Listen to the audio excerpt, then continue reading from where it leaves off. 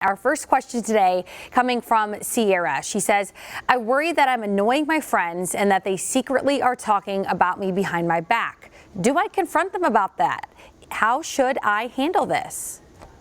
Well, Sierra, I would recommend that to reduce or eliminate your worry, you should address this concern. And this is a really good time to use the three-part I statement.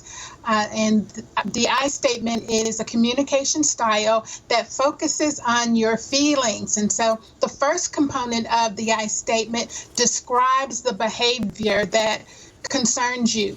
The second part of the I statement describes your feeling about the behavior. And then the third part of the I statement really looks at why you feel this way. So your I statement may sound something like this. When you talk behind my back, I feel sad because it makes me worry about the value of our friendship.